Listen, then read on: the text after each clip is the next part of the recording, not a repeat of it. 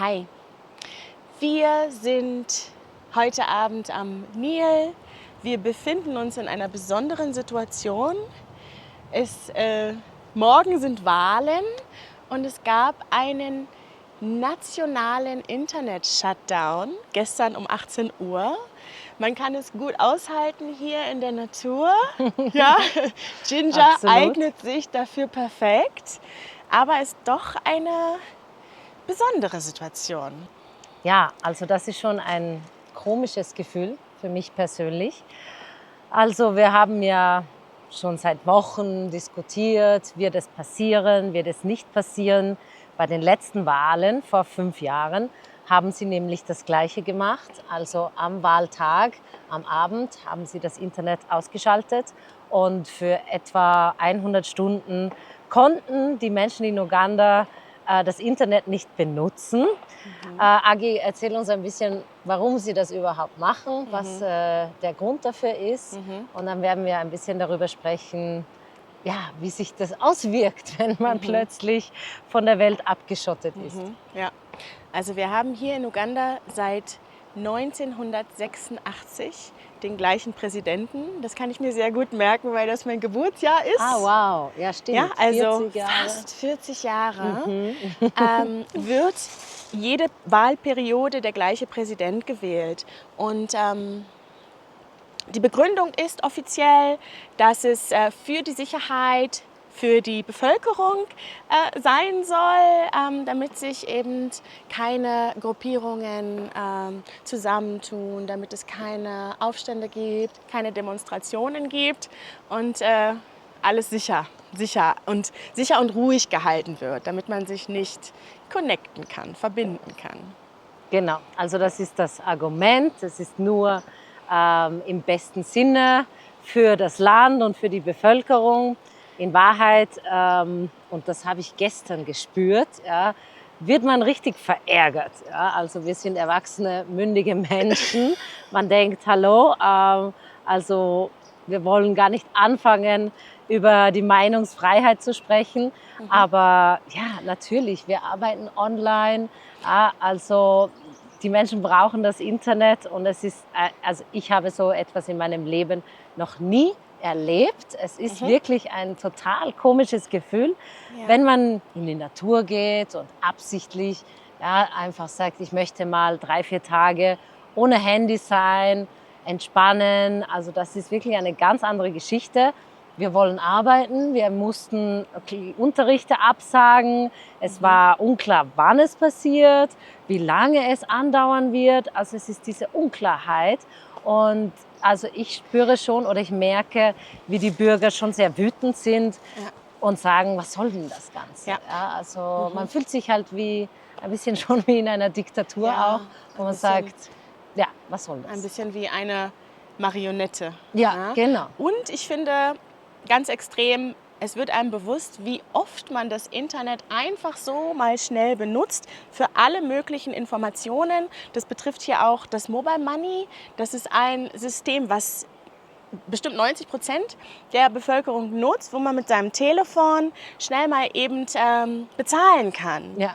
Ja, also im Supermarkt die Rechnung bezahlen Ja. oder auch die wenigsten haben ja ein Bankkonto hier, die wenigsten haben eine Kreditkarte, eine Bankomatkarte. Es ist einfach oft zu teuer, sehr unpraktisch, die Gebühren sind hoch.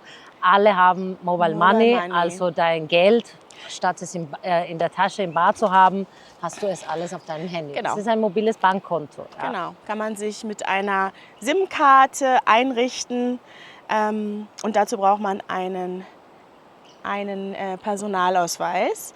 Und es war dann gestern so, kurz vor 18 Uhr bekam ich, und es gab schon viele Gerüchte, wird es passieren? Nein, es wird nicht passieren. Wann wird es passieren? Und man hing so ein bisschen in der Luft. Total. Und gestern um 17.30 Uhr kriegte ich eine Nachricht von einem Freund, der mir dann schrieb, okay, in 30 Minuten ist es soweit. Und man ist dann total aufgeregt. Wir hatten noch Online-Unterricht. Ich hatte noch einen Online-Unterricht und habe dann gerechnet, kommt das hin von den Minuten. Dann habe ich Nathalie noch schnell geschrieben, wir haben jetzt 30 Minuten Zeit. Also man fühlt sich so ein bisschen wie in so einem Actionfilm. Ja, total. Also total Das ist unrealistisch, surreal, total. wenn man ich aus Deutschland kann mir das überhaupt gar nicht vorstellen, dass jemand auch ohne vorher Bescheid zu geben, einfach so einem so die Autonomie auch. Genau, Ja.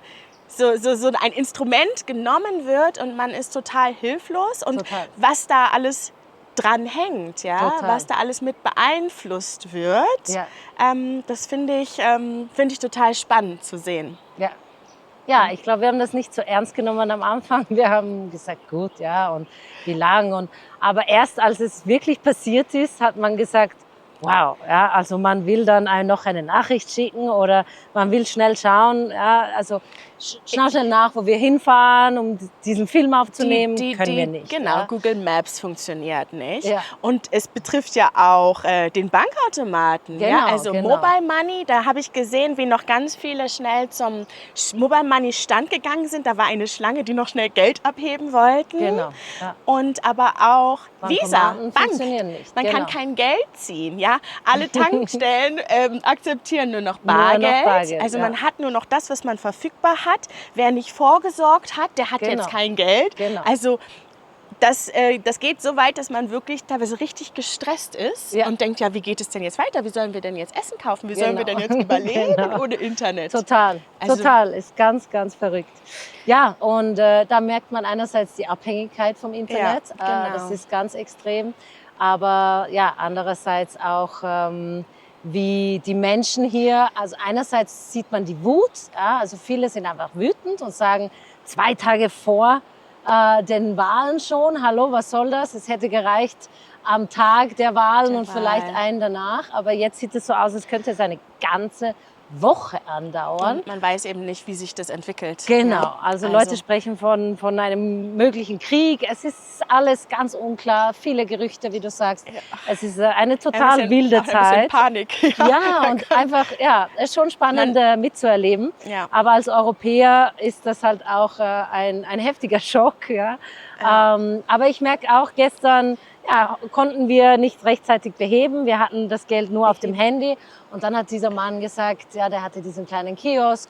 Nimm, was brauchst du? Eier und Milch für deine Kinder und Brot. Und ja, nimm, was du brauchst. Du kannst mir das schicken. Ich vertraue dir.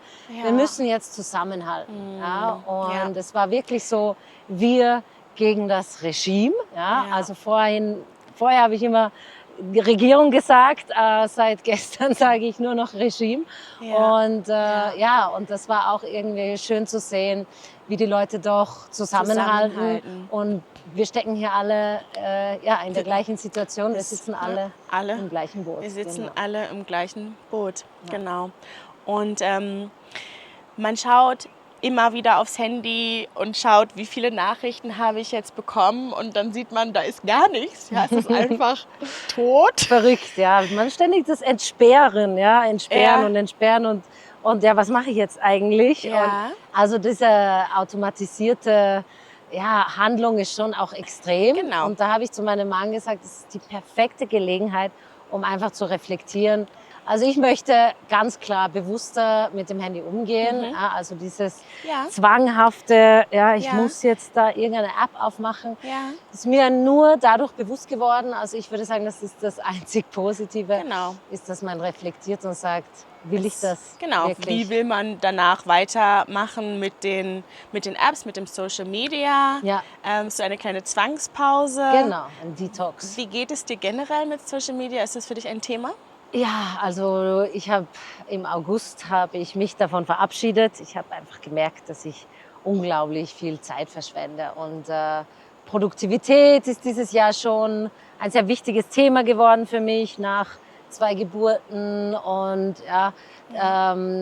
zurückfinden ins Berufsleben und mich gut fühlen. Ja? Und man hat einfach dann sobald man Mutter wird, Eltern wird, dann hat man nicht mehr so viel Zeit. Und wenn man diese Zeit dann nicht richtig nutzt, ist das ein bisschen schade. Und das habe ich gemerkt. Also ich verschwende meine Zeit. Was mache ich hier? Ich profitiere nicht davon. Ich lerne nichts. Es ist wirklich, und fürs Gehirn auch, ja, dieses konstante Dopamin. Und ich habe mich auch ein bisschen damit befasst und gesagt, es gibt mir nichts. Und seit August bin ich frei. Und du hast dich dann, Genau. du hast dich dann nach dem Scrollen schlecht gefühlt?